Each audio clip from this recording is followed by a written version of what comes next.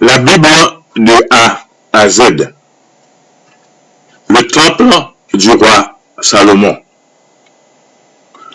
Pendant la conquête de Canaan, les Israélites ne transportèrent pas le tabernacle avec eux.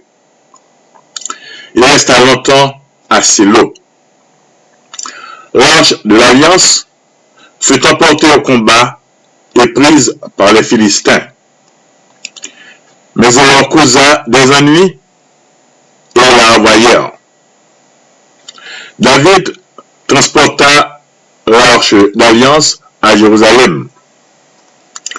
David avait acheté un terrain au nord de la ville de Jérusalem et projetait d'y bâtir un temple permanent à Dieu. Mais il ne put le faire. Il rassembla cependant les matériaux, et ce fut Salomon, le fils du roi David, qui édifia le premier temple à Jérusalem. Ce temple n'était pas grand, d'après les normes d'aujourd'hui, mais le temple était sans doute l'édifice le plus vaste que les Israélites aient construit jusqu'alors.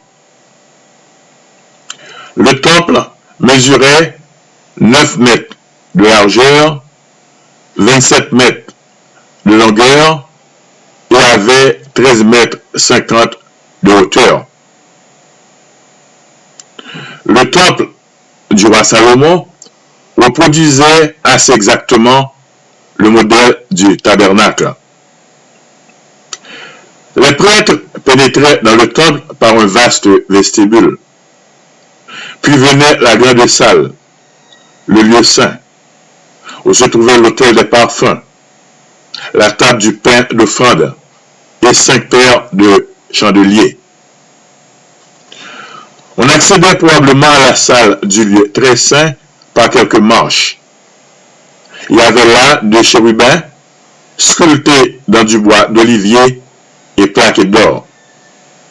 Ils symbolisaient la protection divine accordée à l'objet le plus important du lieu très saint, l'arche de l'Alliance. Les murs des 2 salles étaient revêtus de bois de cyprès, recouverts d'or fin, où étaient représentés des fleurs, des palmes et des chérubins. De l'intérieur, on ne voyait rien de la maçonnerie. Le lieu saint était faiblement éclairé par de hautes fenêtres et par les chandeliers.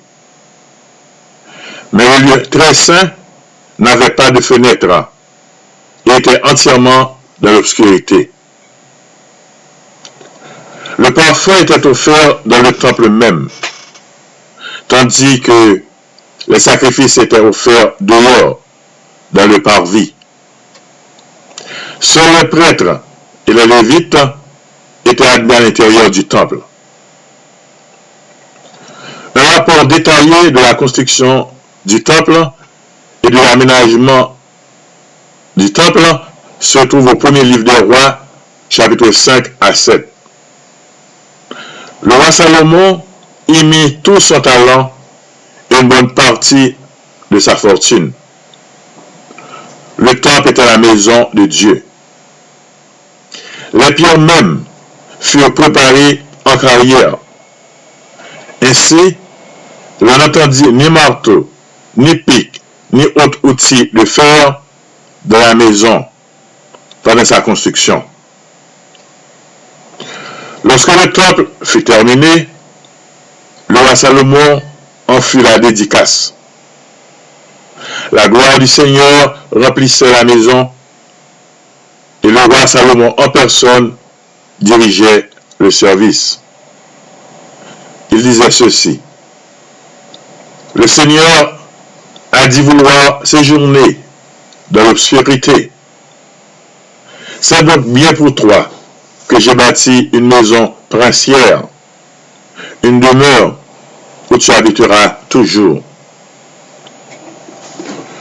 Le temple de Jérusalem devint le centre du culte israélite, bien que les 10 tribus qui se séparèrent pour former le royaume d'Israël est établi par la suite leur propre sanctuaire. Le temple de Salomon fut détruit par le roi Nabuchodonosor, roi de Babylone, après la prise de Jérusalem en l'année 587 avant Jésus-Christ. Les objets de bronze, d'argent et d'or qui restaient furent emportés à Babylone. Pour tout ce qui concerne le temple de Salomon, il faut lire les textes suivants. Deuxième livre de Samuel, chapitre 6 et 7. Deuxième livre de Samuel, chapitre 24. Deuxième livre de Samuel, chapitre 18 à 25. Premier livre des Chroniques, chapitre 28, versets 2 et 3. Premier livre des Rois, chapitre 5, verset 8. Premier livre des Rois, chapitre 12. Deuxième livre des Rois, chapitre 16, verset 5 à 9.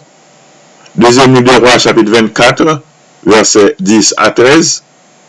Deuxième livre des Rois, chapitre 25, verset 8 à 17. Autant de textes bibliques qui nous donnent une description assez détaillée du temple du roi Salomon bâti à Jérusalem.